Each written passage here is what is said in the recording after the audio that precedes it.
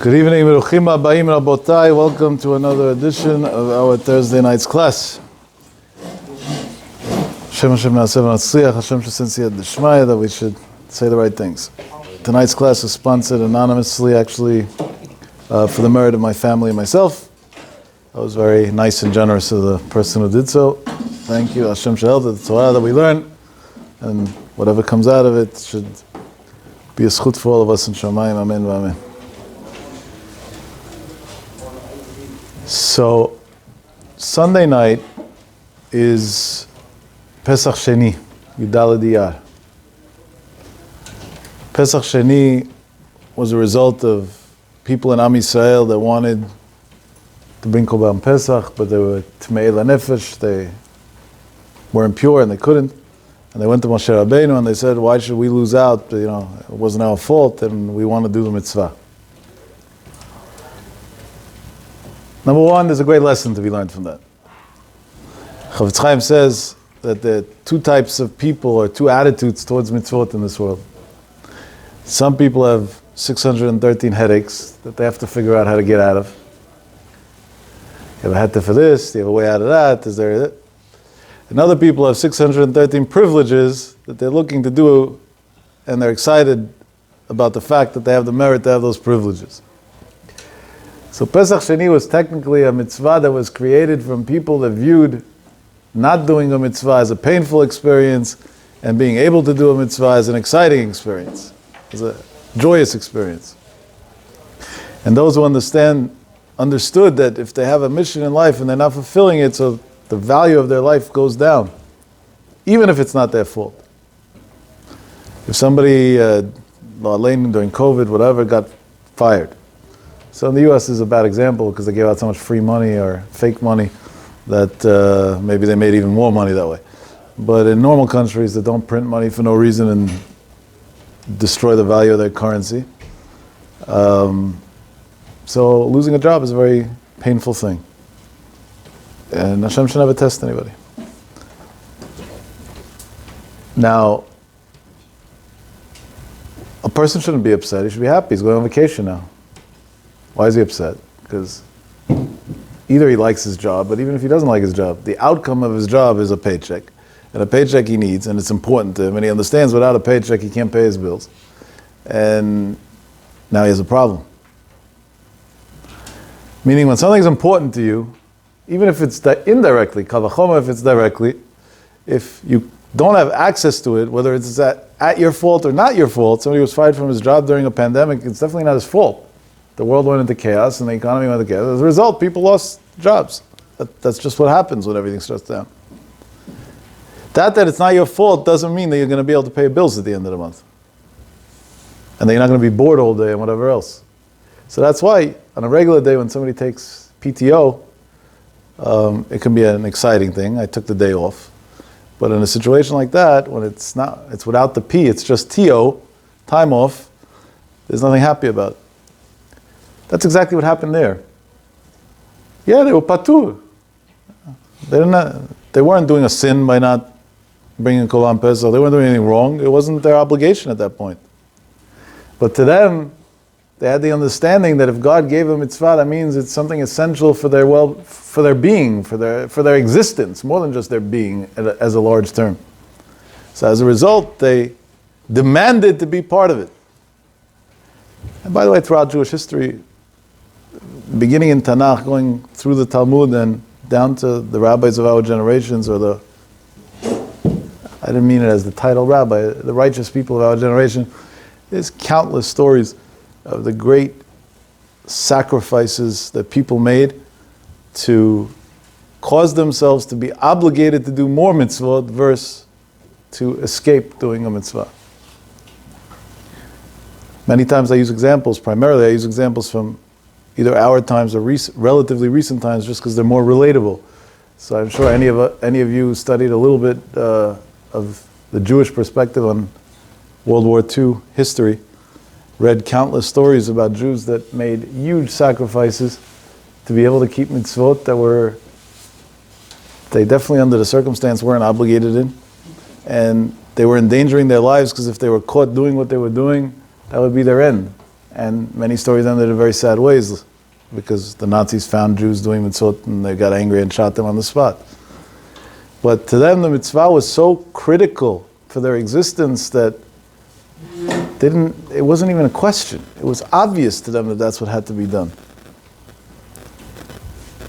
Yafa al-Maliach, Professor Yafa al-Maliach, in her book in Hebrew it's called Chayalei HaResha, in English, The Evil Soldiers, interviewed many people. The book is based on interviews of Holocaust survivors. And she has countless stories on this subject. And she wasn't coming from a religious perspective, she was coming from a Jewish identity perspective. And one of them, which I don't remember by heart all the details, I read this many, many years ago, but vaguely, it's just for the storyline. The storyline was that there was a Jew, she named him because she interviewed him, who wanted to light Hanukkah candles. He's in Dachau and he wants to light Hanukkah candles. Somebody's in Dachau, at that point, Hanukkah candles is celebrating a miracle. What miracle? Should be angry and resentful and hateful. That would be the human instinct at that point. And he wants to celebrate miracles. Now, there's no oil, and there's no wicks, and there's no menorah, and there's no nothing. And the Germans would kill him over this. But all that didn't stop him. What he did was, they used to get some version of bread, if you can call it that, and a slab of butter every day. And instead of eating the butter, which was the only form of nutrition that would technically keep him alive, for a few weeks before, he used to hide the butter in a man-made container that he created for himself, because butter is a flammable thing. And when the night of Chanukah came, the first night of Chanukah, he had compiled from these tiny slabs of butter enough butter to have a candle, but he had an issue, he didn't have a wick, so he took off his only garb that he had. He pulled it apart and took out a few threads and converted that into a wick. And then fire was the next challenge, but that's relatively easy with rocks, and he figured out a way to get fire, and then called all the Jews of the bunks. And he said, Eden, Jews, it's Hanukkah tonight. Now, just let's think about this for a second. He was in the hell of all hells, in the worst situation that exists, and he had the clarity of mind to keep track of dates, to know that it was Hanukkah that night, and not only to celebrate for himself, but to call the other Jews around them to join him in celebration. That's not a human story. When people say, why don't we see miracles today? We see the biggest miracles ever. This is one of them. If somebody's capable of having that clarity of mind under those circumstances, that's a miracle as big as Yetziat Mitzrayim, if not greater. And the clarity of understanding celebration and to do it with joy. He wasn't obligated. Not only wasn't he obligated, al pi halacha, it's very questionable if he was even allowed to. Because unless we take that time and call it Shat Hashmad, which it was, b'pashtut, then you're not allowed to endanger yourself to do a mitzvah unless it's the Gimel Chamorot Shabbat Torah. But by these people, it wasn't a technicality. Do I have to or do I not have to? It was an existential need. Without that, zero. Like the Gaon writes about the study of Torah, his example is that he writes an amount. In today's medicine, we see the amount to drop differently, but that's not a big question. It was based on the data that they had then of blood. That's the minimum amount that a person can survive on having in his body. And he says somebody who goes a day without Torah is like somebody who lost the minimal amount of blood that he would need to survive. The Gaon didn't write that as an example, as a parable, as poetry. The Gaon of Vilna was so connected to Torah that it was literal to him. Without Torah, that's it. Chacham Ovadia, when he sat Shiva on his son, nobody should ever be tested with this. The Gemara says the worst suffering that there is somebody to bury a child. So he was sitting Shiva on Rebbe Yaakov Yosef, Zechet Tzadikim Livracha. And Rabbi David Ozeri from New York, Shibadel Chaim Tovim, Varukim, flew in to do Nichum Avelim. And he saw, when he came, he wanted to see Chacham Ovadia, that's what he came for. And he saw that Chacham Ovadia was sitting in his study and he was learning. That a halacha says that a mourner is not allowed to study Torah. Because the days of Shiva are a sad time, mourning. And Pikudei Hashem Yisharim Samchei Lev, the Torah makes you happy. So Avelim during Shiva don't study Torah. Chacham Ovadia was the posek of the generation, so he obviously knew the halacha. He didn't understand how could it be that he's studying Torah. There are ways around it. You can learn Hilchot Avelut and things like that, but he was learning regular. And he asked him. He had a close relationship with him, so he asked him. And Chacham Ovadia's answer was, really, you're not allowed to learn Torah. But I'm not learning Torah. For me, it's Pikuach Nefesh. If I wouldn't learn, it would endanger my life. So because of Pikuach Nefesh, I'm allowed to continue learning Torah. Now, in order to come to that conclusion in Halacha, it has to honestly be Pikuach Nefesh. That means Chacham Ovadia understood that if he would not learn Torah, it would physically cost his life. That would be the end of his life. That's the only way his Halacha conclusion is correct. That was the extent of his connection to Torah. So that's how Pesach Sheni came about. We fast forward in history a little bit, or a lot, and Chazal teach us, and I got a couple of clips today that I was a bit surprised, unless I'm missing something. But I think Chazal teach us clearly that we don't know the day of the death of Rebbe Meir Baal Haness. And from a historic perspective as well, there's no date that's actually documented.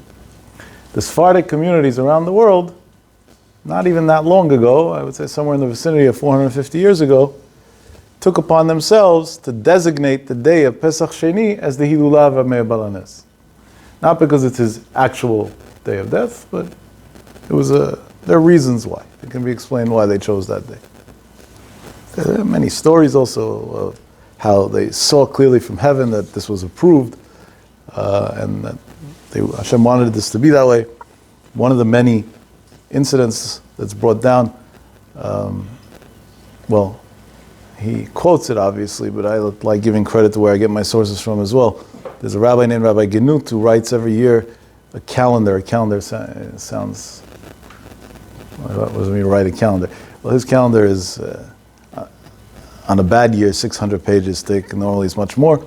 And on each date in the Jewish calendar, he brings down the halachot that pertain to that day, the customs, the yard sites, all different things that pertain to that day.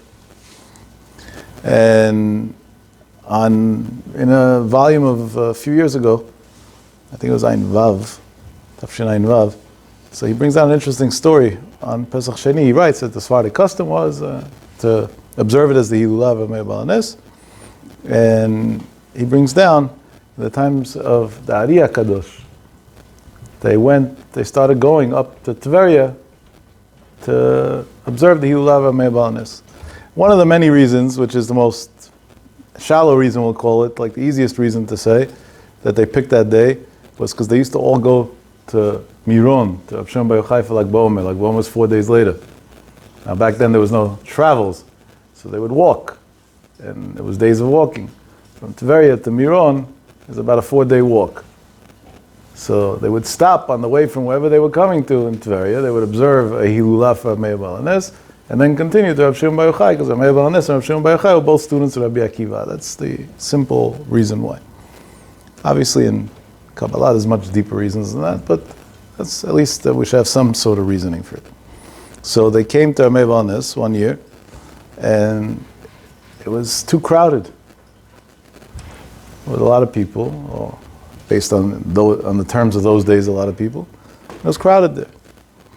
And the following year, they went back, but they went earlier because they said they have to figure out a way to make the room bigger, so more people should be able to be there comfortably. Now, this is a very critical thing for them because these are people that are walking in the hot temperatures of Tveria. So obviously, having a place to sit and to be for a few hours It's beyond just the prayers. There's a humane aspect to this as well. And the problem was there were two large columns, is the way it's described in the Sfarim, that were built of heavy stone, and they were interfering. Like that's what was holding back of making a larger room out of it. So they decided when they got there, this was a few days before Pesach Sheni, that they're going to make a joint effort to see if they can push one of the columns, move one of the columns. I guess it wasn't a column that was supporting anything, because otherwise it wouldn't really work out so well.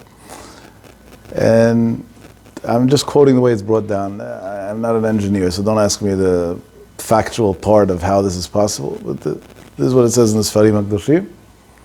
They had a large amount of people, and they dug around the column, and then they pushed all day and whatever. They worked hard.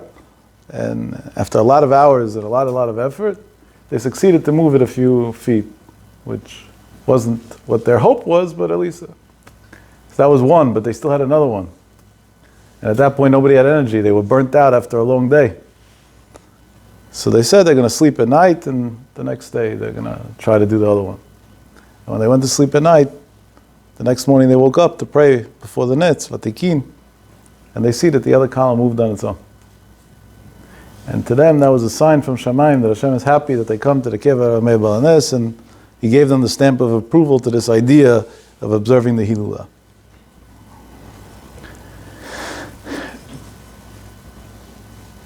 What's the big deal, Rebbe Meir Baal Haness? Why? There are many Hilulot, there are many Tanaim and Amoraim that we don't even know their names. We know, well, if you learn it, you do, but otherwise you definitely don't know their names, and even if you knew the names, you don't know the days of their Hilulah. Abaye and Rava, are mentioned throughout Shas, every page, every other page, non-stop. You ask the average, even learned person, when's the Hilulah of Abaye? Or when's the Hilulah of Rava? And even tell me the Chamim.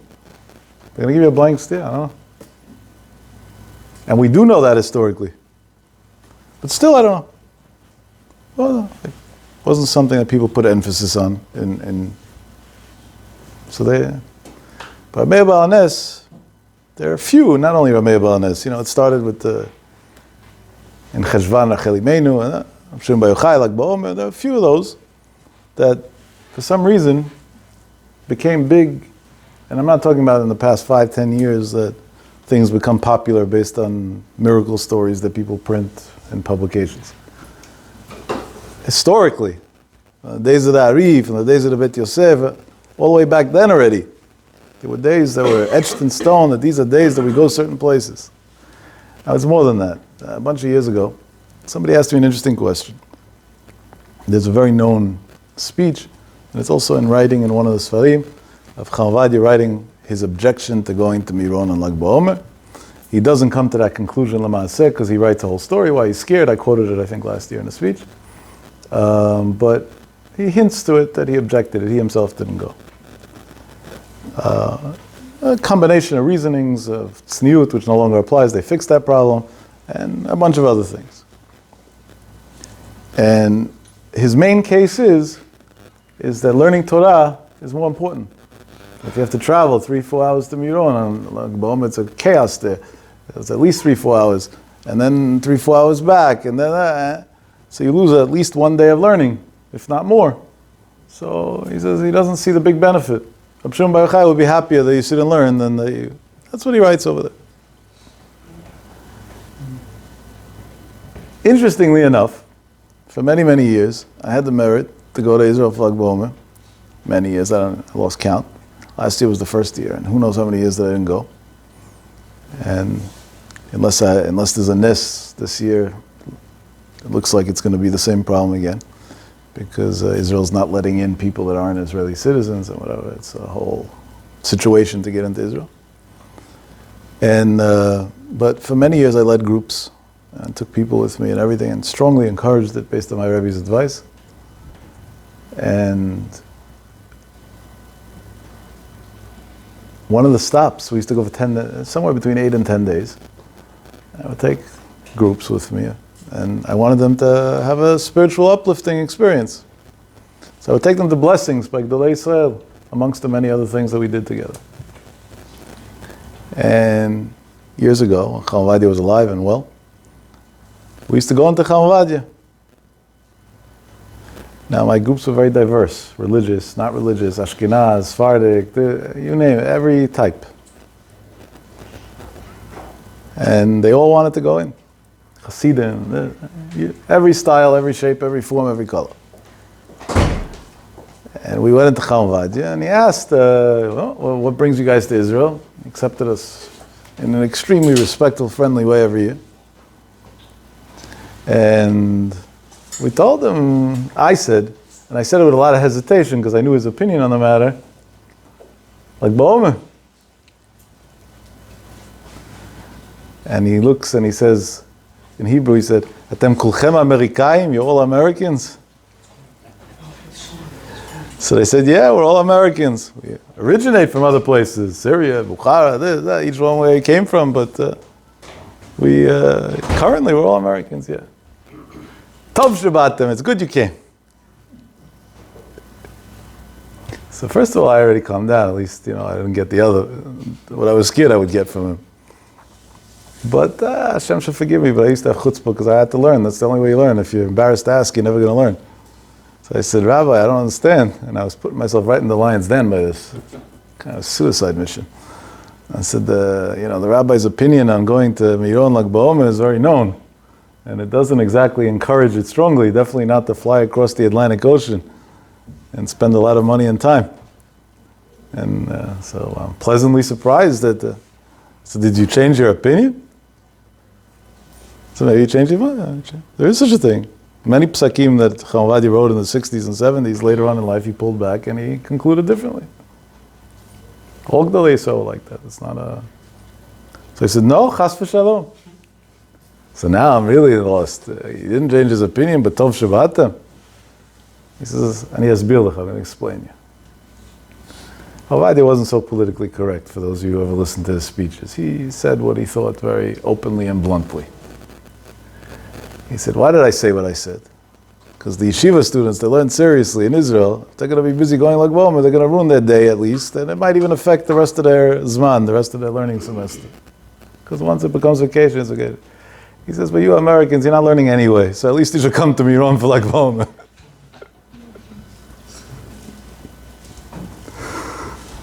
Most of the guys in the room agreed with him. So there were those that Am Yisrael flocked to, and not now, for generations and generations. And each one has to be analyzed separately. Why? Tonight we're going to talk a little bit about the idea of Rebbe Meir Baal Haness. Rebbe Meir Baal Haness is also an interesting phenomenon because you take a rabbi and you call him the miracle maker, Baal Haness, the owner of miracles. Moshe Rabbeinu facilitated a lot more miracles than Rebbe Meir Baal Haness. Moshe Rabbeinu is not called Baal Haness. It's more than that. Chazal teach us, Rebbe Meir Baal Haness said about himself, he said it in a specific incident that the Maharsha right away says that it applies everywhere. That if a person's b'shat tzara, he has a problem or something's not right, he should say, Elahad me'ir aneni. The God of Rebbe Meir Baal Haness should help him, should answer him, and it's going to help him. There are many communities amongst the Sephardi communities that have a custom that by Havdalah they add right before the blessings of Havdalah, Elahad me'ir aneni, as a protection, as a merit for the whole week that the Zchut of Rebbe Meir Baal Haness should. I said a couple of weeks ago that there's also many Neshot Yisrael Kshirot, and by the way, there's a very special thing. I strongly encourage it. They light an extra candle Friday night before their Shabbat candles. Lilu Nishmat Rebbe Meir Baal Haness. Brings a blessing for the whole week to come afterwards. Koach Rebbe Meir Baal Haness is huge. But there were other people that did bigger miracles. And they're not called Baal Haness. Avraham Avinu wasn't called Baal Haness, even though he came out of the fire, and we can go through history, one after another. They weren't called Baal Haness. Sefer Tzaddik, who survived Egypt, I don't think there's a bigger miracle than that. Wasn't called Baal Haness. Meir was called Baal Haness. And he titled himself that, not in those words, but he just said, utilize my name and you'll have miracles. Where did he get that from? He didn't say it out of nowhere. And it definitely didn't come from a place of ga'ava chas v'shalom. It came from a very humble place. So where did Rebbe Meir get the power to just openly say like that, rely on me, yeah, use my name and that'll bring miracles? Where do you get it from? And this is what I want to open up tonight, because I think if we understand it and connect to it, but really connect to it on a deep emotional level, it can open up a big door for our lives spiritually. Very big door.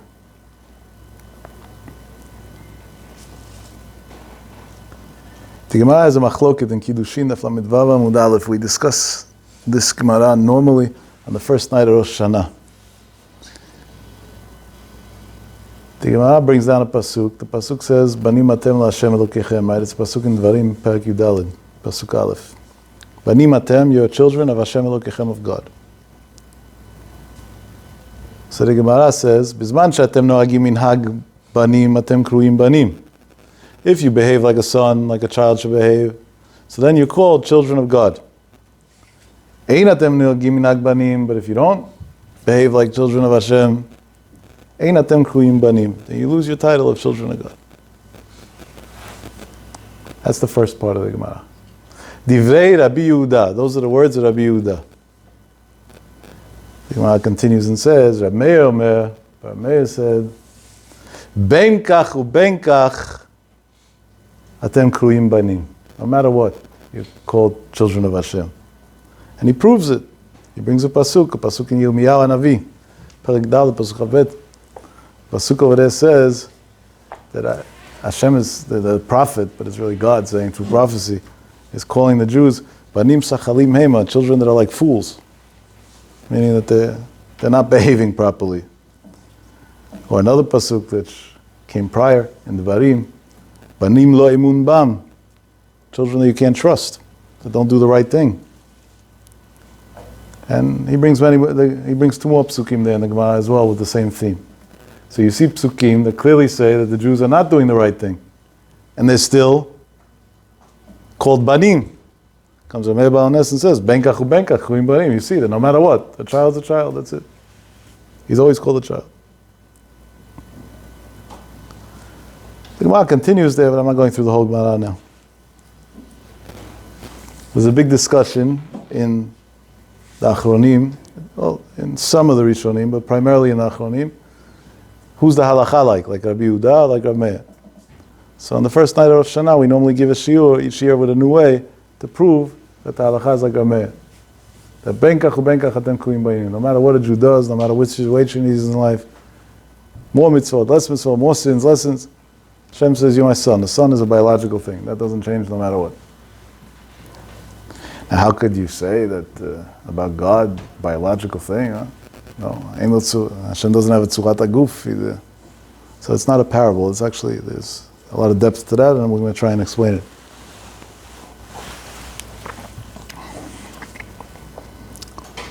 But in summary from this Gemara, we see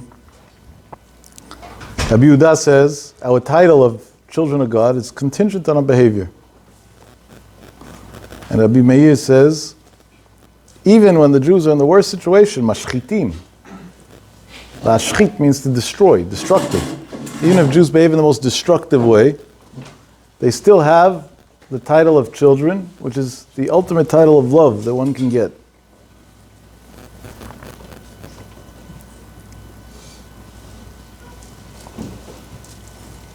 So I'm not here to explain the whole machloket tonight, because that's a long, complicated sugya. But we see clearly the Meir was the one who established in Jewish halacha that no matter what, a Jew is called a Jew. And nothing will take that title away from him. Okay. So now we have to understand another thing. Listen to this, we're going to try and build a puzzle over here. Why did Rebbe Meir Baal Haness get this power of miracles, we asked? So now that we have this Gemara, we can understand something that's brought down in a sefer called Emet Yaakov. There were many Sfarim throughout the last few hundred years that were called Emet Yaakov. This one was Emet Yaakov that was written by Rabbi Yaakov Shaltiel. So over there in the sefer, he brings down a very interesting thing. And I'm going to quote word for word, because every word is important over here. V'zehu atam, this is the reason. Shezacha liyot Baal Haness. The Rebbe Meir was merited to be the Baal Haness, the one of the miracles. What's the reason? Ve'oseh niflaot gdolot, and he makes great miracles. V'hainu taima, this is the reason. B'schut, in the merit of Mashelimed schut al Yisrael, that he always found a way to say something positive, to judge favorably the Jewish nation. Diadua, because it's known. Listen to these words. The Akadosh Baruch Hu, that God, Ohev lemi shemelamed schut al Yisrael. He loves those who judge Am Yisrael favorably. Kmo she'amru, like it says, Ashreichem melamdei schut al banai. Lucky are you, those who judge my children favorably. Then he quotes the Chazal. Amar Avacha, Avacha says, Kol hamlamed sanegoria al Yisrael. Somebody who not just judges Jews favorably, but proactively speaks positive about Am Yisrael, about Jewish people. Hakadosh Baruch Hu miromemo ba'olam. God will elevate him in this world. We look for zgulot in the most weird, far-fetched places that could be in the world.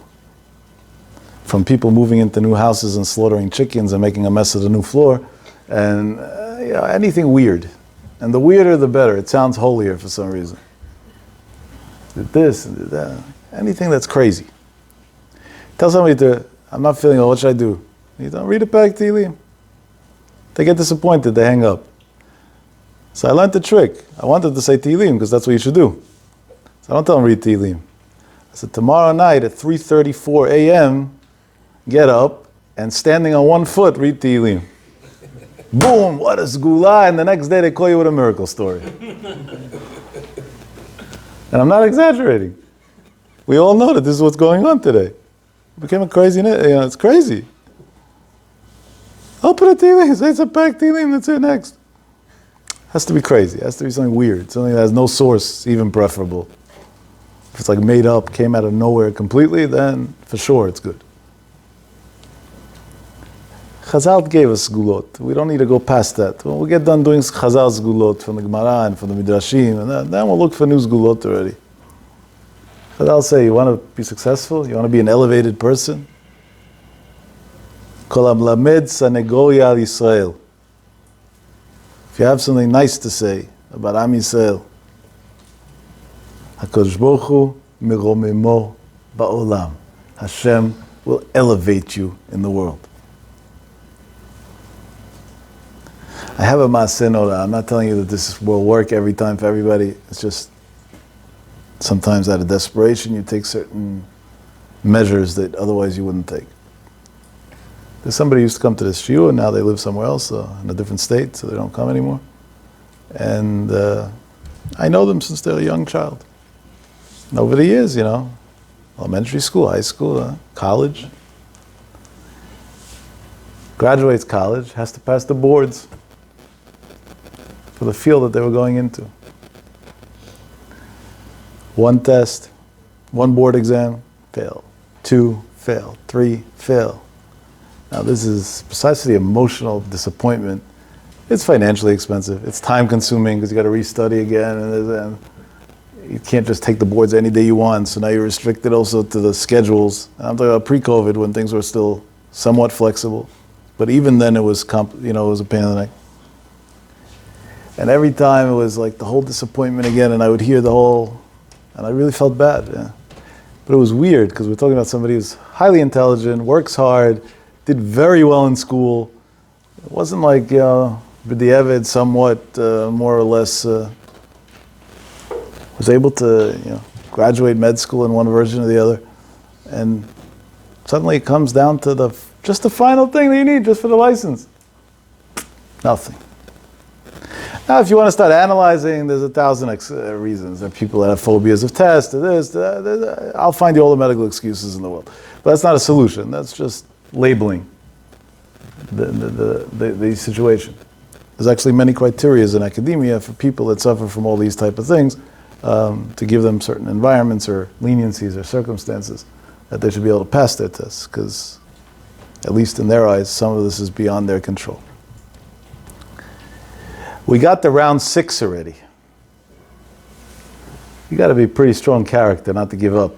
But there's a lot of years and a lot of money invested in this, and this is supposed to be the career. There's no way not to continue. You're so deep in, you have to continue. That's it. It is what it is. Round 6. Failed. When I heard that, I didn't even know what to say. I think at that point, I was more hurt than she was. It's like, enough? This is crazy. What's going on? This is out of control. So I looked for something positive to say. I don't know, anything, even if it's not so precise, just something. Because at that point, I also heard in the person's voice that they're about to quit. And that would really be a catastrophe.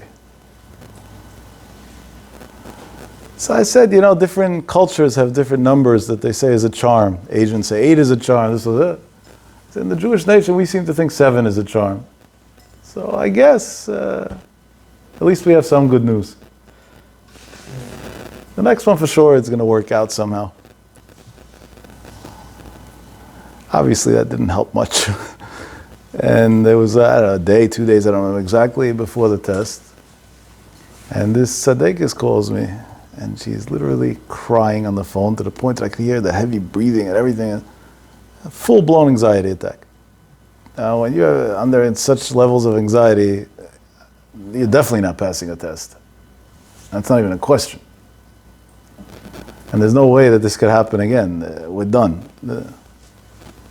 So I'm thinking to myself, there got to be something spiritual that we could do, some zgula, I don't know what, some deal with God that I can negotiate for on her behalf. Something. There has to be something.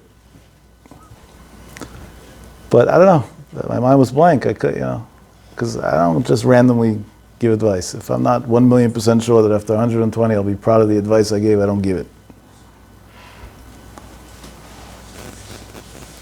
I'm torn in myself. And I decided to call my Rebbe, Zecher Tzadik Livracha. So I got nothing. He's a holy man. Let's see what he has to say. Let's see what he has to say. My Rebbe was hard to reach on the phone. But I saw the beginning of the nes happen. I used to call him a lot. Normally 4 or 5 phone calls, a few messages, at the end you get through. I call, first ring he picks up. Yaakov, so happy you called. I said, Rabbi, you'll be happy that I called in a few minutes, but now we have a crisis. He tells me, what's the crisis? So I tell him, there's a girl, she comes to the shiurim, she's a righteous girl, does everything right, has a career not in some garbage area, in medicine that's going to help people, everything's right. The Rabbi, 6 times. 6 times. I said, this can't go on anymore. Besides, I don't even know the legalities of how many times you can take a test before you're disqualified, period. So he said, so what do you want from me? I said, I just heard her cry on the phone. My heart bled. There has to be an eitzah. There has to be something. So he tells me, maybe she's not smart. I said, Rabbi, if she was able to get through school, then she can't not be not smart. So that's not the situation. And he said, maybe she doesn't really want it. And when you don't really want something subconsciously, so you end up failing because of that. I said, Rabbi, she wants this more than anything. She even put off getting married in her life, which I'm not saying is right, but there were many things that were disrupted in her life for the sake of doing this. She wants it. That's beyond reasonable doubt. Maybe the Rabbi always used to challenge to make sure that it was clear that this is really necessary and not somebody wasting his time. So when he was convinced that we really need a solution over here, He says, Yaakov, I'm surprised. The solution is so simple. I said, okay, maybe you can give me the so simple solution? And he quoted me this Chazal. He said, Rav Acha says, Kol HaMelamed Sanegori Al Yisrael, HaKadosh Baruch Hu Meromemo Ba'olam. The rabbi never said America. He used to call it Treifa America. In the not kosher America. He said, in Treifa America, a doctor is considered a prestigious thing. I told the rabbi, it's not only in America, by the way. The Rambam was a doctor and he took pride in it. So, it's not... He said, yeah, but the Rambam didn't make an avodah zarah out of it. He says, in America, the Jews made an avodah zarah out of it. You have to be a doctor or a lawyer. I said, okay. He said, so there's no doubt that that's called Meromemo Ba'olam, that they're being elevated in the world. He says, call her up. Tell her to take upon herself and to start immediately. That every day she should find a couple of minutes to say nice things about Am Yisrael. And then she doesn't have to study, she doesn't have to worry, she doesn't have to anything. She should go. The test will take itself. It's fine. Everything will be all right. And she'll have a very successful career. She'll be matzliach, and with all these blessings. I called back. Honestly, I didn't think that the response would be so great, because that doesn't sound like something hooji-wooji. It sounds pretty simple. I said, listen, whatever my Rebbe says, that's the end. So this is all I have to say on the matter, and after this, done. And it's not, if it doesn't work, then what? There's no if. If you do it, the rabbi said it's a done deal. There's no question. She said, who am I supposed to say nice things to? I said, what do you mean, who? To yourself, to Hashem. Say, look what beautiful children you have. This one does chesed, this one learns, this one's nicer. And even those that maybe aren't in the best situation in life, the tinokot shenishbu, they don't know better, and they love you so much. Talk to Hashem. Says, Amen. And then, fine. I said, okay, so let me know what happens. Now, you don't get the results right away. So there was some stressful hours, or days, I should say. I'm waiting to hear. Here's an amazing thing.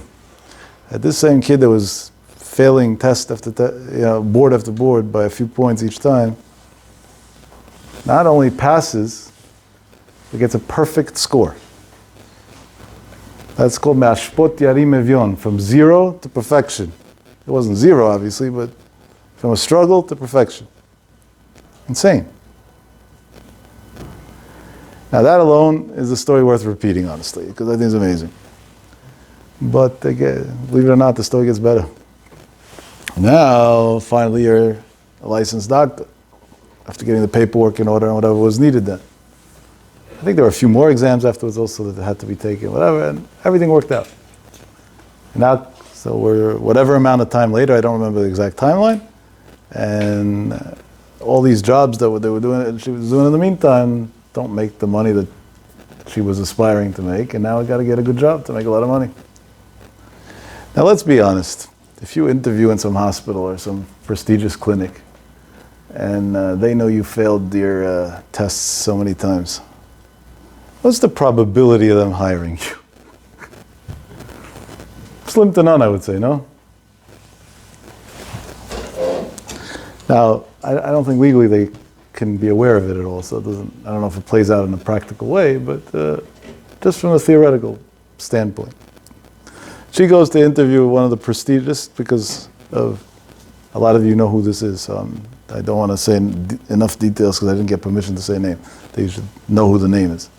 But she goes to a prestigious place, a hospital, to get a job. And first sends in a resume, whatever, and then goes for an interview. And gets interviewed by a gentleman who's we'll call it the decision maker. Officially, he just puts in the recommendation, and then, there's a process. In reality, I know the way it works over there. His recommendation is the punchline, is the final decision. And he's known not to be excited about hiring young people in the medical field. He likes hiring people with a long resume of experience. But the compensation there is very high, so she figured it's worth a shot, even if it's a long shot. You make much more there than you make somewhere else. Let's try. She goes to get interviewed, and the guy starts asking her random questions. You have brothers, you have sisters, very inappropriate. Like, what does that have to do with anything? You're married, yeah? I don't even know if it's legal, by the way, to ask these questions, because it's really not, it has nothing to do with what you're coming for. Fine, she answers. Turns out, when I look at the story in retrospect, he was, let's just say, not such a fair person, and he was trying to get her to a certain comfort level to be able to really gauge what her story is in life. Because he doesn't like hiring young people, so if he's going to break that and put a recommendation with somebody relatively young, it's going to have to be for a really good reason, something that's very convincing to him. But he's not going to get the truth, right? Everybody interviews like an angel. So he felt, if it's more of a friendly type conversation, maybe there's a chance he'll get some truth. Later on told me she has no way to explain this. But he asked her about her schooling, how did it go, and was it easy for her, was it hard for her? And she decided, like a really crazy, to say, the school itself was actually very easy. But when it came down to the boards and that to get my license, it was a nightmare. I failed time after time after time. You're on an interview. What are you volunteering that information for? It's insane. Hashem puts words in your mouth.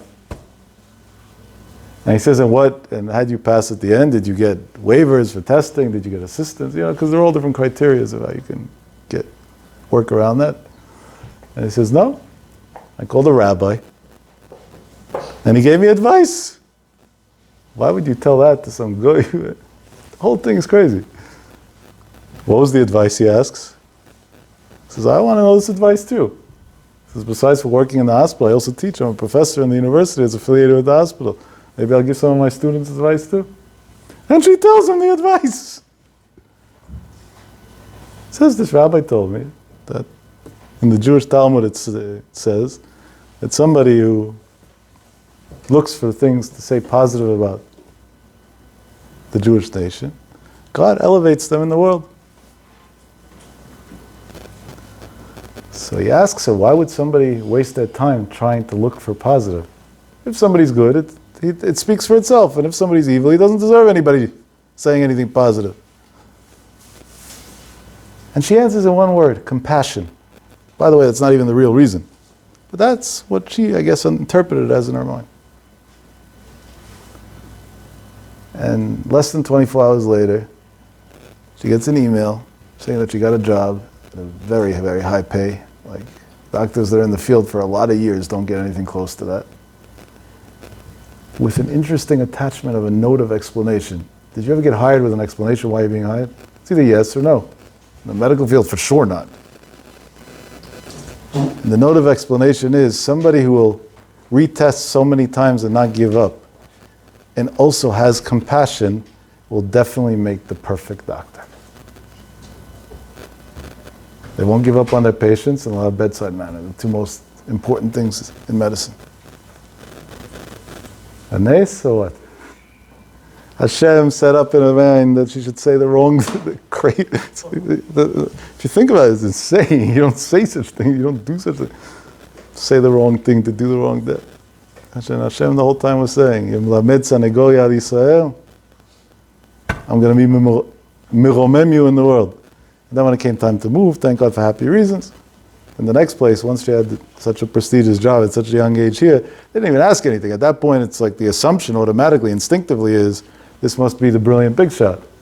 And she's way younger than me, and she's a chief of a division in a big hospital somewhere on the West Coast. Making a very, very good living. But, adayom, every single day she devotes a few minutes to looking and talking good about Klal Yisrael. And I think that's her success in life. As Chazal say that. Why am I saying this story? Besides for the fact that it's a very important story. Rebbe Meir Baal Haness said, "Ben kach uben kach atem kruim banim." He went and advocated for making Am Yisrael that unconditionally they're Hashem's children. There's no greater Senegoya than that. That's the number one Senegoya they could possibly say in Am Yisrael. So if that's the case, comes the Sefer Emet Yaakov and says, so Hashem gave him the power of miracle. Because his mouth was a mouth that said positive things on the Jews. Hashem gave him the power that his mouth should be able to create positive things by Jews. Amazing. Beautiful, beautiful pshat. If that's the case, maybe, I don't know if this is right 100%. By the way, this Emet Yaakov I didn't know on my own. We have to be fair. I got it from a sefer that's called Rebbe Meir Baal Haness. He quoted this Emet Yaakov.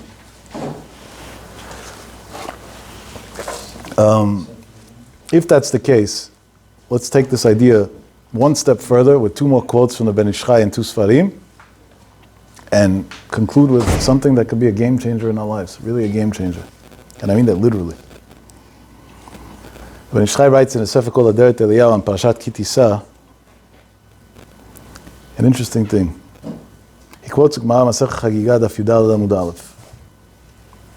The Gemara Chagiga Yudal Amud Aleph says that every dibur v'dibur, every word that comes out of the mouth of a tzaddik, an angel is created from it. Hashem creates an angel from every word that a tzaddik says. Comes to Ben Ish Chai and says, what do we create an angel out of the word that he said for? Because what are the words of a tzaddik? Torah. Torah is a mitzvah. Mitzvot create positive angels in heaven. Up to here is simple, right? Even a child in preschool probably knows that. Maybe they didn't know that it's a quote from the Ben Ish Chai, but the idea they know. But that's not what I'm quoting it for.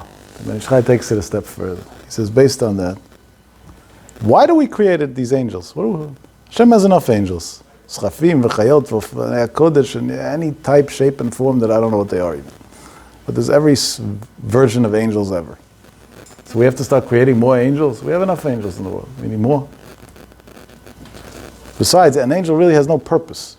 An angel can only do one mission. It's a robot at the end of the day. There's no real purpose in it. So Hashem is creating all these angels which seem to be without a purpose. Comes the Ben Ish Chai and says that the Magid was really Eliyahu Navi, the Pashtut at least. They used to learn with the Bet Yosef. Maran told him that when he learns a Mishnah, that was the example, any learning obviously, but he learns it, or any Tehillim, when you say Tehillim, same thing. That from every word, an angel is created. And what's the purpose of that angel? That after 120, that angel is going to come to greet you and tell you, I'm the angel that was created from that Mishnah that you just learned, or from that Perek Tehillim that you just learned. And that's called the Malach Militz Tov. Those are your advocates in heaven when you face God after 120. Or when Mashiach comes, which will be a lot prior to our 120. Unbelievable. Comes the Ben Ish Chai and says, and this is why I'm bringing down this Ben Ish Chai now, he takes it even further.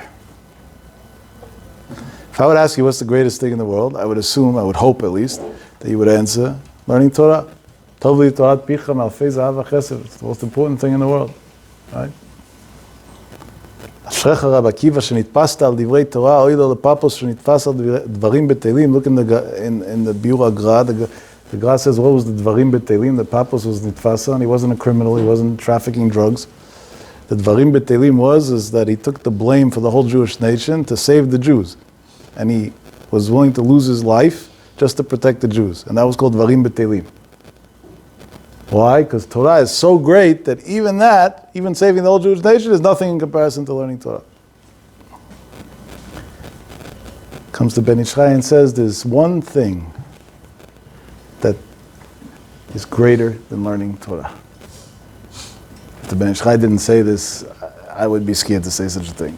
That's why I'm quoting, I'm telling you the source and everything, because this is a chidush out of this world. The Ben Ish Chai's words are, V'hinei yadua, it is known, shelimud haschut v'hasanegoria al Yisrael, judging Jews favorably and advocating for them, saying nice things about them. Hi mitzvah rabbah, it's a great mitzvah, she'ein la'erech, that there's no way to value it. 3 more words. Ve'adif mitalmud Torah. It's more important than learning Torah. Hear that? What the Ben Ish Chai says? The highest level a person can possibly obtain in this world is to be one who judges Jews favorably and is actively milamed zchut al Yisrael, says nice things about the Jewish nation.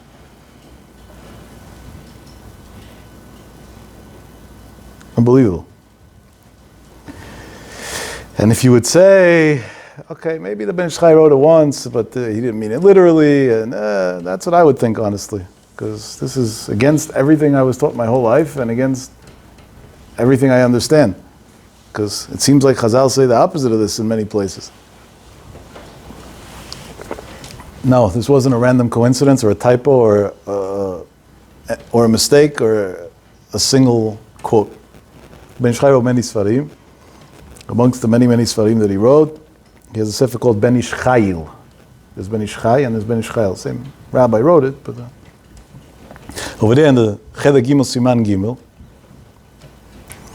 the Ben Ish Chai explains a Gemara. There's a Gemara, Masechet Brachot Daf Lamed Daled Amud Bet. במקום שבעלי תשובה עומדים, אין צדיקים גמורים יכולים לעמוד. In a place that בעלי תשובה stand in heaven, even the biggest tzaddikim don't get to that level. You have to understand this Gemara. What does that mean? Because the tzaddik doesn't have a criminal history, so he's not as holy as the one who does.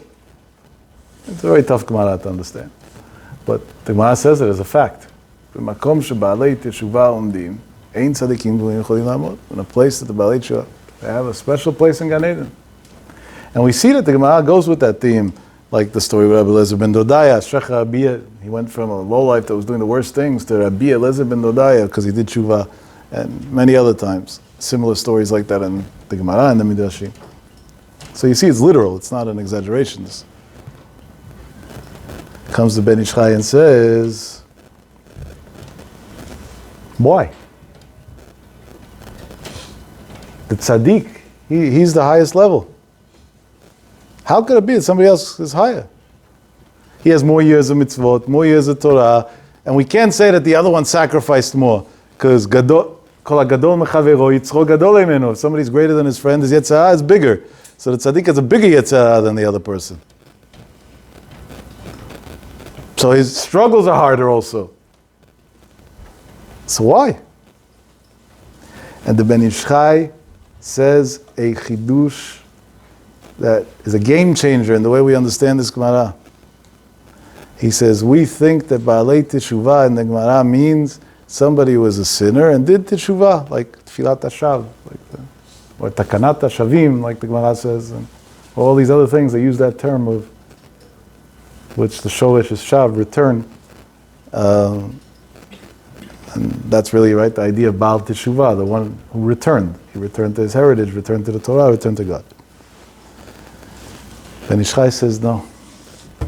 When the Gemara says in Brachot Lamed Daled Amud Bet Baalei Teshuvah, we're not talking about people that were sinners that went and repented on their sins. That's not the explanation of the Gemara. Over here, the word Teshuvah means something else. Teshuvah in Lashon HaKodesh or Hebrew could also mean an answer.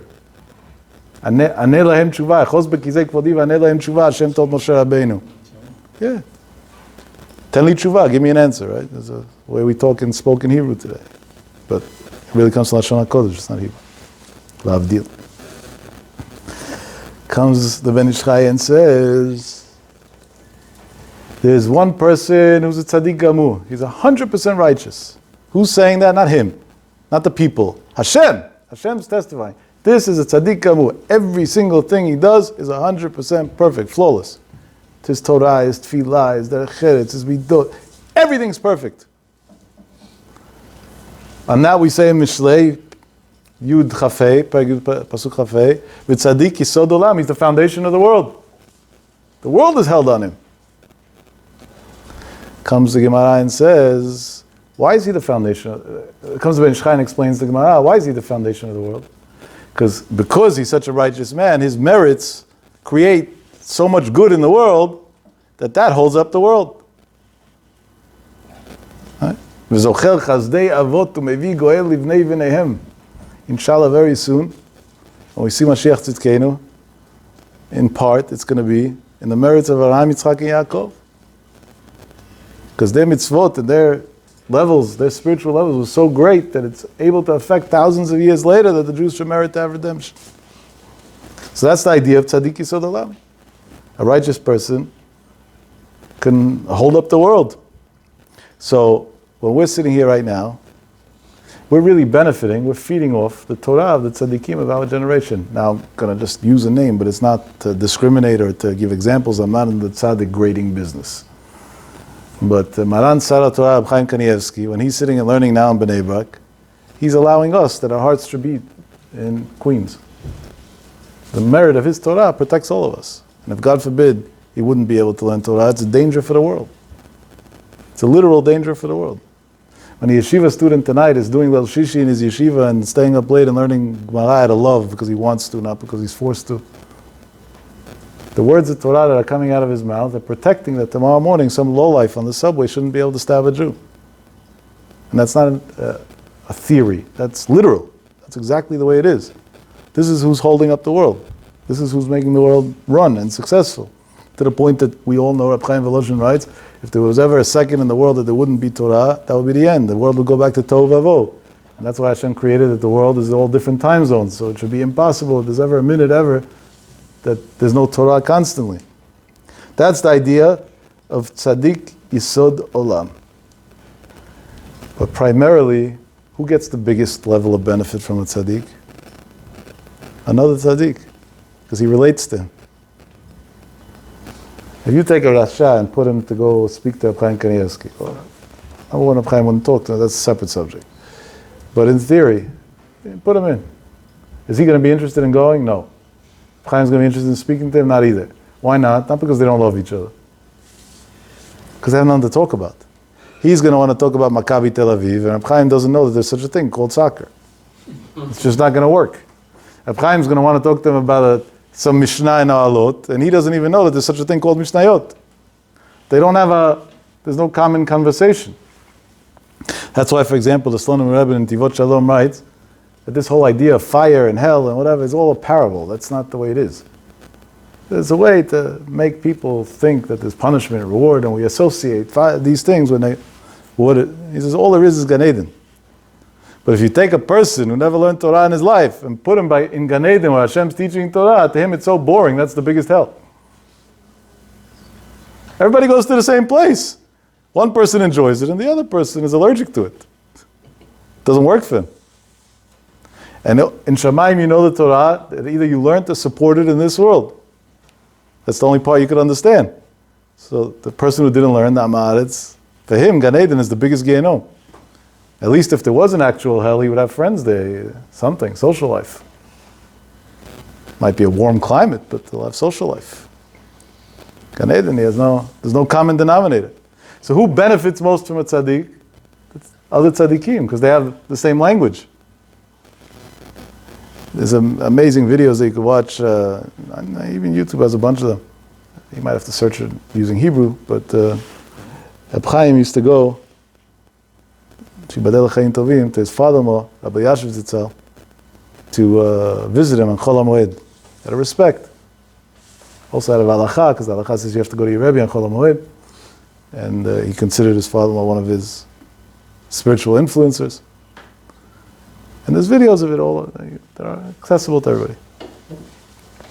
And you see, they spoke a little bit. Rabbi Yashiv wasn't the person that spoke much, that wasn't his style. And a lot of the time, they just looked at each other.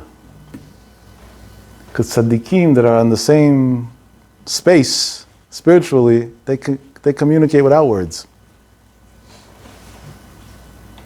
There were many times that we saw by different tzaddikim, if you want, we got to give a whole shiur on this one day, Blina, just to explain how this works. But that one tzaddik lived in one country and another tzaddik lived in a different country. They didn't even know who each other were. They never met. They didn't use phones.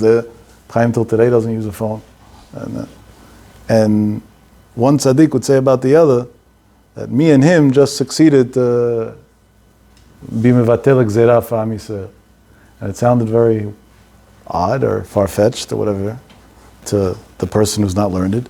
And they would send somebody to the other tzaddik to speak to him, and suddenly he would randomly say, me and that tzaddik just succeeded to same thing.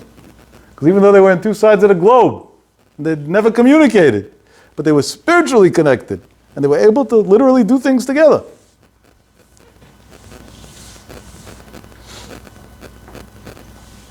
There's many stories about the Biskarov, of tzaddikim that lived in the Biskarov's time, that passed away before him, because either they were older or sick or whatever. The Biskarov didn't listen to news, and he was detached from the world, he learned. And the Biskarov would pick his head up from the Gemara, and he'd say, my good friend just passed away. And I don't think that's Ruach HaKodesh. I think they were so connected, even though they never were physically together, but they were so connected because of their tzidkut. Their spiritual connection was so strong that he felt that now the world has a void from that connection. That was the power of these tzaddikim. Comes the Ben Ish Chai and says, so the idea of tzaddik yisod olam, primarily the tzaddikim benefit much more because we don't connect to that. So we benefit from it because it protects us and we have merits from it, but we benefit from it at a lesser level. Comes the Gemara and says, V'makom shebalei teshuvah, we said teshuvah could either mean return or answer. It says the Gemara in this case means answer. Those who are masters at answering stand, even the most righteous can't stand. What does that mean, the Ben Ish Chai says? When somebody goes and makes excuses for the Rishaim in Klal Yisrael, he gives God answers. He's driving on Shabbat, it's not his fault, he didn't know better, nobody taught him. Probably it's pikuach nefesh, he's going to take somebody to the hospital, he's this, he's that. He's doing this, he doesn't know. He's eating not kosher in a whole town that doesn't have a hechsher. They think that everybody with a beard is a rabbi and they just trust blindly, they don't know there's issues. They always looks for a way to give answers, to answer up. To give excuses for the Jewish nation. Comes the Ben Ish Chai and says, in Ben Ish Chai, that this midai kara, that's the term that he uses, this precious character trait is so important and so precious by Hashem that even the tzaddikim gmurim can't get to that level because they don't benefit the world as much. And we sit over here and say something nice about somebody who's not to my taste and to my liking and does everything the way I believe, who's the opposite extreme of me and does the opposite of what I believe. In Shamayim, Hashem says, you're more important to the world than even a tzaddik yisod olam. And as a result, midah keneged midah, you have more power in the world than a tzaddik yisod olam. One of the reasons why in the Hasidic world, historically, I'm talking about not recently, we saw these Rebbes do miracles like the Baal Shem Tov and whatever things that weren't really documented except for maybe by the Tanaim, is not because the others didn't have the same powers. It's because their approach to life was always to take care of the peasants and the poor and to speak good about them and to judge people favorably and be nice to them. And the ultimate was the Badicheva, but everybody, Rav Nachman has a whole ma'amar, Nikudot Tovot, each one in his way. Baal Shem Tov founded that way of thinking, a positive outlook on everybody and anything and any situation. As a result, Hashem said, Midah keneged midah. If that's the case, we conclude very simply. Rebbe Meir Baal Haness that was the biggest advocate for the Jews and said, Ben kach u'ben kach guim bainim, and that's the way he was posek halacha. Said very simple, why use my name? He didn't mean use my name as I'm great. He said very simple. He said, if somebody's in a shat tzara, what does that mean? That in heaven there's judgment on him. There's judgment on him, he has to go up against the judgment. When you go up against the judgment, you need a good lawyer. So if you do a lot of mitzvot all day, every day, so maybe you have some good lawyers, these angels, as we said, that speak for you. But not everybody has so many great lawyers. Then it's a mess. What's going to be? He said, "Say Rebbe Meir Haness." That means God. Go with Rebbe Meir Baal Haness is speaking. He was the one who always said, "Benkach ubenkach kruim banim." No father is going to put his son in prison, and if he's not a father, Hashem's a father. No father is going to cause his son harm or pain, and if he's not a parent. That's the biggest limud zchut, and now you created the greatest lawyers that exist. It seems to be b'derech hateva. Hopefully it'll change. This gzeira will be batel, but this year, as American Jews, we don't have the zchut to be Rebbe Meir Baal Haness Pesach Sheni. I don't know if any of you were, so maybe you don't even relate to this, but to me it's a very traumatic experience, to put it mildly. That's a very big understatement. But we have to understand that even that's l'tovah. Hashem leads the world. If Hashem decided not to, that means maybe He wants us to learn to connect to Rebbe Meir Baal Haness from New York, not only in Israel. It's brought down Sfarim HaKadoshim, not only, definitely on Pesach Sheni, but the whole year, anytime, to light candles for Rebbe Meir Baal Haness, and by Rebbe Meir Baal Haness definitely, it's only olive oil candles. The other ones, I don't know. It's a big power in Shamayim. It has a huge power. The Zohar Kadosh writes, it's like giving a thirsty person in a desert water. It's a huge, huge power in Shamayim. And Rebbe Meir said about himself that use my name. So bevadei, that we should do whatever we can to connect with the koach of the tzaddik. Rebbe Meir Baal Haness. It's a very, very big thing, and I'm sure you remember from previous years. Every single year I repeat this. The Zohar Kadosh writes. Again, this is one of the Zohars that you don't understand, but you don't have to understand every Zohar. If the Zohar says, that's the fact. That from the eve of Pesach Sheni, meaning from Sunday night, for 7 days. Why 7? Or, I don't know. This is the fact. I'm just giving you facts. All the gates of heaven are open. To Shat Ratzon and Shamayim, and then right after they closed till the high holidays. So it's a very, very powerful week spiritually coming up for us. Big, big thing. Beginning with Pesach Sheni, Lag BaOmer, the day of Shem Yochai, the day of Torah Tasod. Torah Tasod and practical implications for us, because not all of us are able to learn Torah Tasod, is when we don't understand life, that's Torah Tasod. We need a Torah to understand the Sodot, the secrets of life that we don't understand. Yeah. And definitely in the past 14 months, life didn't make much sense. Nothing about it in any way, shape, or form. So, Torah Tasod, that's why Chazal say, K'day Rab Shimon lismoch alav b'shat adchak. Rab Shimon Yochai in a shat adchak, we could be samech on him. Definitely we're in a big shat adchak for 14 months already. We were before that also, but we weren't aware of it. Now it became clear to us, which in a way is a chesed Hashem. Well, everything is a chesed Hashem, but there's a chesed Hashem that we understand also to a certain extent. 2 years ago, we were able to lie to ourselves that the governors and the mayors didn't hate us. Now, at least we know what we're up against. We know clearly they hate us, they hate the Jewish nation, they hate everything about us. It all comes from jealousy. And all the self-hating Jews also exposed themselves, so we should be clear. There was a lot of birur, like Chazal says, is going to be before Mashiach, in the past 14 months, of who's in which camp, who belongs to where. It's as clear as day. That was one of the good things that came out of this whole craziness. And so we're going into a big time. As we always say over and over and over again, that if you come into a time without being ready for it, first of all, without knowing about it, then it's tragic. And even if you know about it, if you don't have some sort of connection and prepare for it, then it's also tragic. But you should know, you have 7 days, the gates of heaven are wide open. Because Baruch Hu is waiting to hear any word. Now you know that every word of Tehillim you say, every word of Mishnah, Gemara, whatever. And Kal Vachomer, as the Ben Ish Chai said, the biggest thing, V'adif mi Talmud Torah, every word of good that you say about Klal Yisrael. In Shamayim, not only you created angels, you changed the rules. It's a game changer. You changed the rules. Literally. So you should utilize the time, and connect with the time. It should make you a better person in every way, shape, or form. But I'll tell you from knowledge, not from theory, that when a person makes it his habit to see positive in people and to talk positive about people, his life becomes very positive very quickly. It works, like a science. I've seen people come from ashes to the greatest places in the world. From every tzara, from every problem, physical, mental, medical, everything. Financial, literally. A whole new world.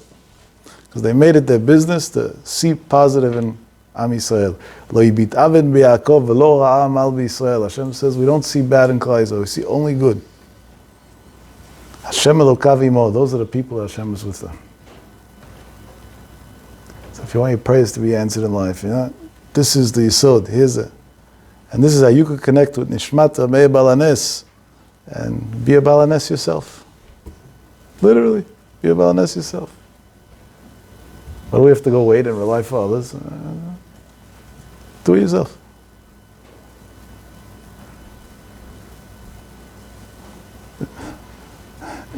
Imagine this scenario. Somebody has a credit card and with a large bill. A wealthy man spends a lot of money and gets paid every month. But his secretary left. She got a better job. And she normally pays the bills. So the first month, he doesn't get paid. He gets phone calls. They start calling him. You have a payment due. He says, okay, but you get payments every month. I'm rich. Rich, not rich. Right?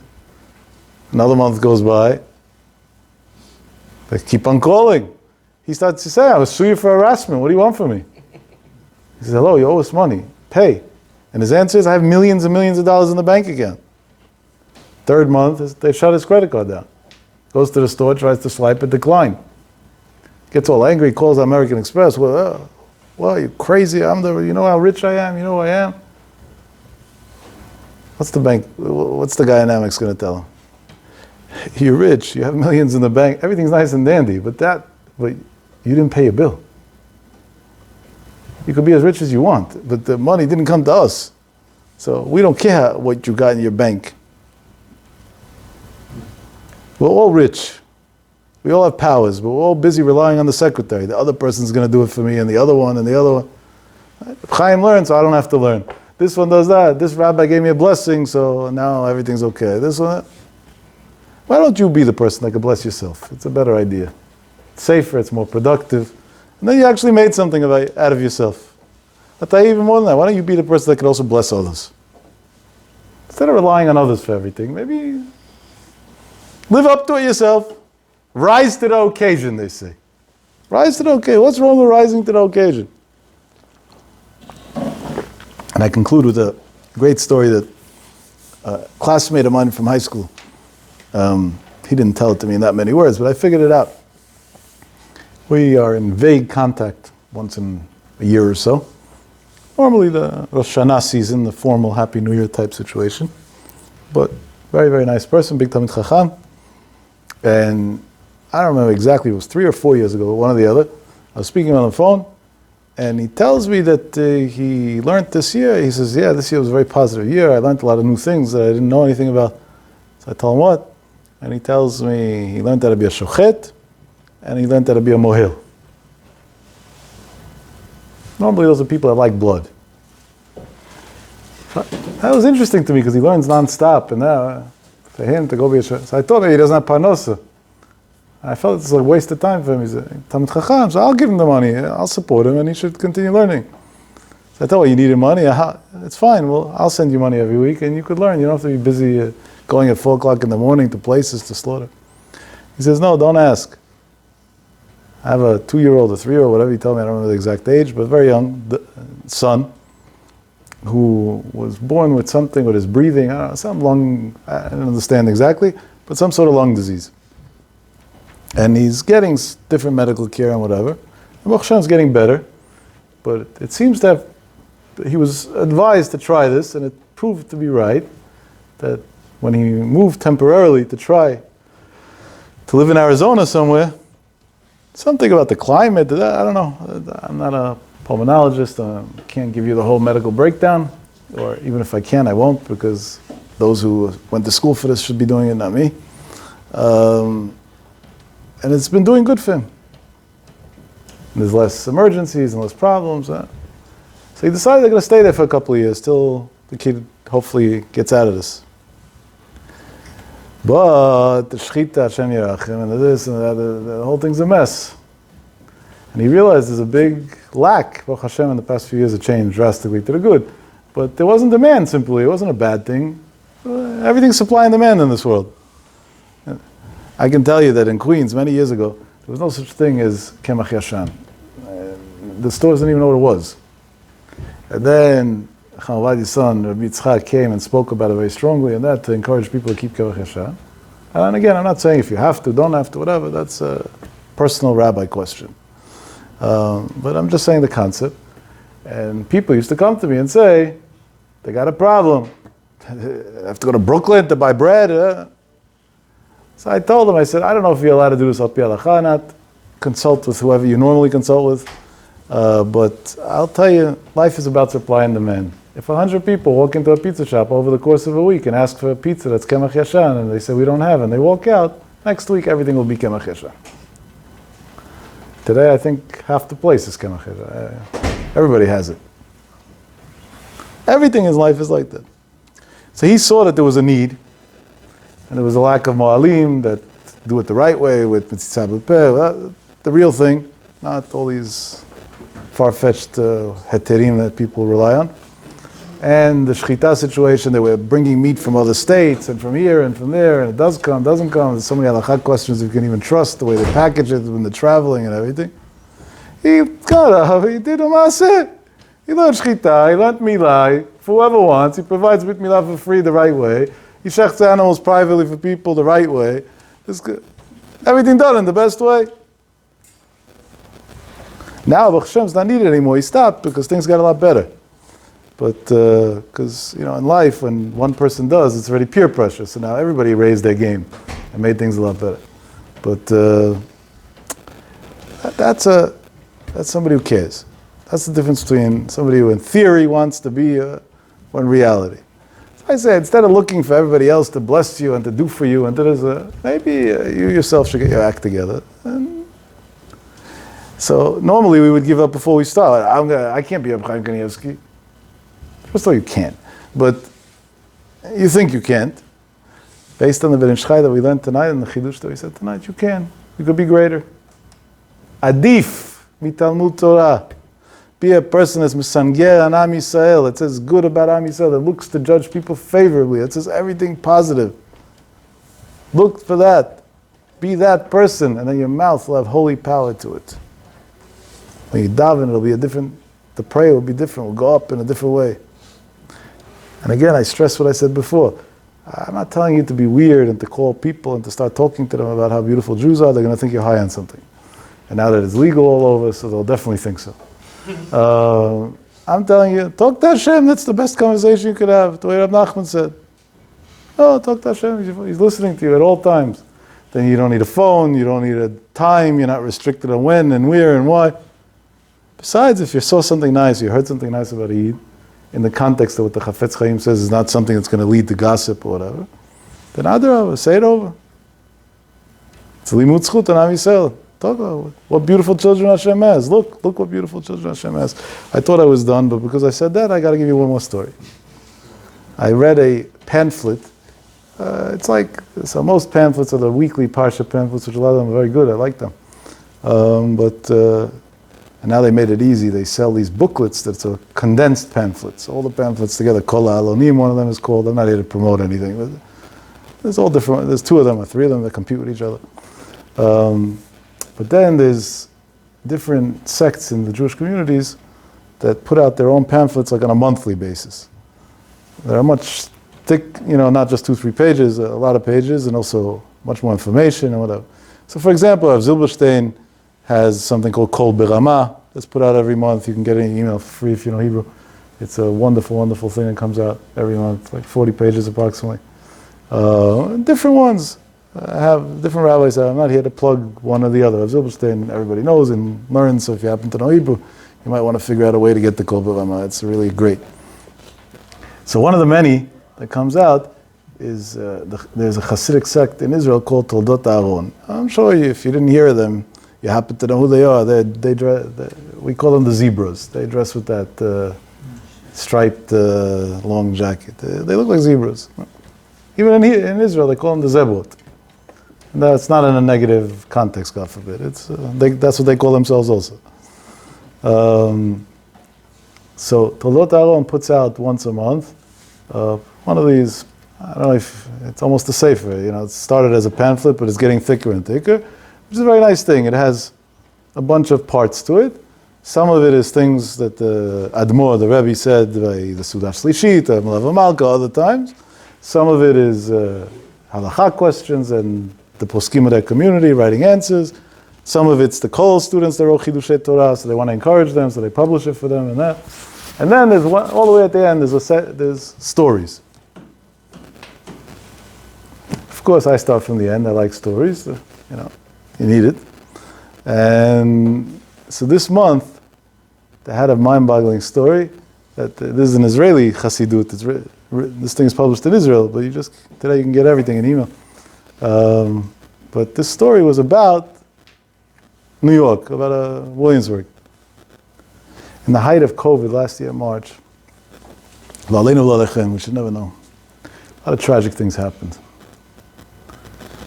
Amongst the many tragic stories that happened, there was a woman who was already elderly. She had children, grandchildren, whatever, and she lived with her husband. Husband one day got COVID, and he was taken into the hospital, and we don't know what happened in the hospital, but we know he never came back from the hospital. I'm cautious with my words. And now she's a widow. At an older age. Normally what happens when a woman loses her husband at an older age and that she has married kids and grandchildren, so she moves into one of their houses or they come visit every day, whatever it is, but at least she should have, to give us something in life. This is March. The height of COVID. People are scared to go out of the house because these fakers went and lied to us with all their nonsense based on no medical facts. Put such a panic in, like as if the war, yeah. And to justify the panic, then went and topped it with a lot of murder. Made people crazy.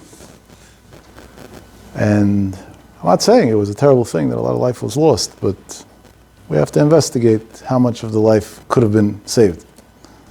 I hope one day there is an investigation like that, because it's extremely critical to know the truth. Maybe it'll give some families closure. So, what happened, if you remember, not this past Pesach, the Pesach before? All the doctors and rabbis got together, and this was a pure innocent mistake. This wasn't anybody meaning bad, and came out with all these things, letters, and nobody should get together for Pesach, each family on his own, and kids shouldn't go to their parents, and parents shouldn't go to their kids, and brothers shouldn't go to their sisters, but kids are total isolation.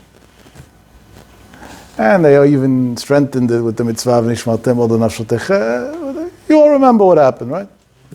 And again, those people did it for the right reasons. They meant well, and they were fooled by the same people that fooled us all.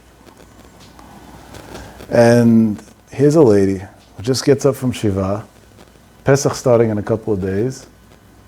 She wants to go to her child, but then she says, wait a second, my husband just died of COVID, so I was just exposed to COVID. So there's a chance that maybe I'm also not well.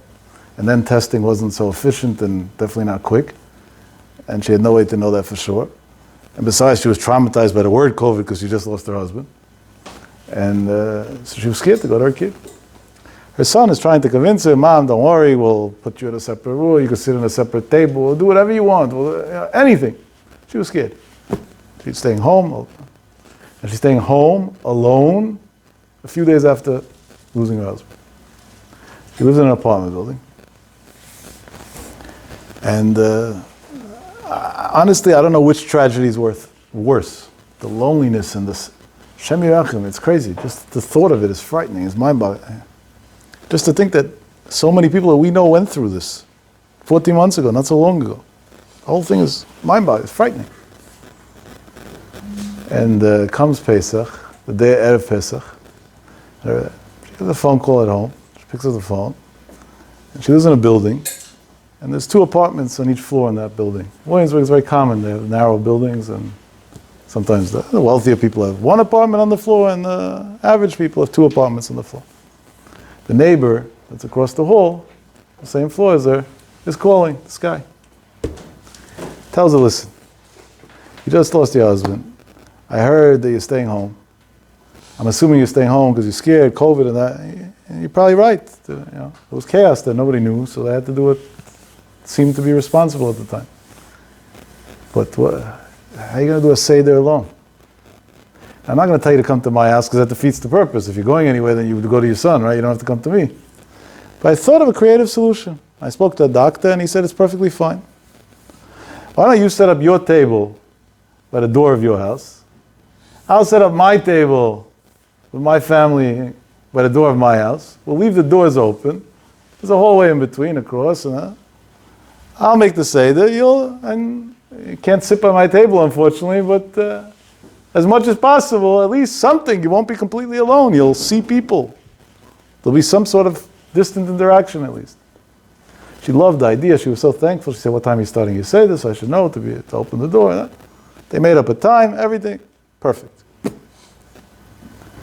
Motzei Chag. In America, we have 2 days. The kids are panicking about their mother. Is she okay? Is she depressed, alone? Son calls, worried, thinking the worst, that his mother's going to be in a terrible state of mind. His mother picks up the phone and she sounds happy. He's like, what's she on? What's going on over here? He says, Mom, how was your Pesach? And she says, beautiful. He said, beautiful, alone? So I wasn't alone. He says, you weren't alone? What does that mean you weren't alone? Why didn't you come to me? He said, no, I didn't go anywhere. She tells him, the neighbor called and he offered. And he says, yes, his kids sing so beautifully. And his wife is such a nice person. She couldn't come close to me, but from far she complimented me and this and that. It was really a beautiful experience. And then she adds on, she tells him, and let me tell you something amazing. Look how much Hashem loves me. Even in my time of sorrow and pain and suffering, He looks out for me. Because Pesach is very different. There's very different customs and even songs and different sects and different communities. And her husband, most of Williamsburg is Satmar. But there is some other Chassidiyot. Her husband was from Wien. The neighbor was from Satmar. So technically his style is going to be very, very different. And that would be very painful to her, that she doesn't have the Seder the way she was used to with her husband. He said, it's so interesting. Even though he's Satmar, it must be that his parents came from Wien, because all the tunes were the way your father used to do it, and all the customs were the way your father used to do it. Everything was identical to the way I had to say with your father last year. It was unreal. I enjoyed it so much, and then we ended up doing that by day again, even though there's no Seder. But I sat in my apartment, the door was open, I heard the kids, and I heard it was nice, there was the Torah, there was stories. So I had a really nice Pesach. And the sun is quiet. And after being quiet for a minute that felt like eternity, he tells his mother, now I understand. And he says, what do you mean? He said, I thought this guy is crazy. So why do you think he was crazy? He said, because the morning that we got up from Shiva, he called me up and he asked me for a favor. He said that he heard that my father used to make a beautiful Seder, and he wants to know about the customs and the tunes and whatever, because he also wants to be able to do it that way. And he's going to pay me a few $1,000s to record and send him through the phone exactly the way my father used to do the Seder. And I thought he was nuts. He's Satmar. What does he want to do a Vina Seder for? Now I understand why. God's not bankrupt, my friends. That a guy would have the courage to call a man who has children, maybe even grandchildren, the morning he gets up from Shiva, pay him money to record a Seder with all the halachot and the customs and the tunes, the way a woman's husband used to do it, because he knows that she's going to be alone on the night of the Seder and doesn't want her to be missing what she's used to. And therefore, it's not only that he did it for her, at the cost of his own family. His own kids didn't know, had to learn what's going on by the Seder, a whole new experience. It's very, very different, the customs. I actually looked into it after I read the story.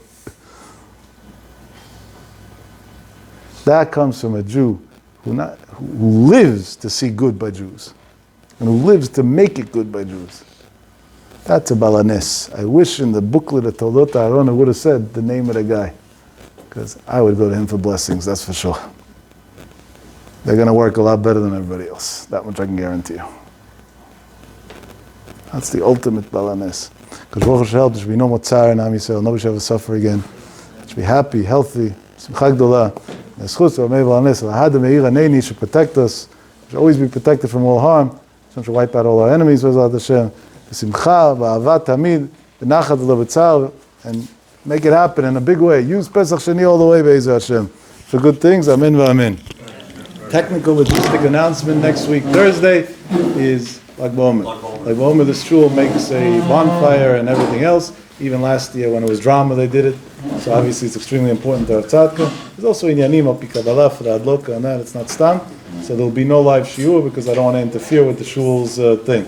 I strongly recommend that you should get the schedule from the shul of their fire and whatever. There's a lot of schuyot in that, and you'll attend a different type of shiur.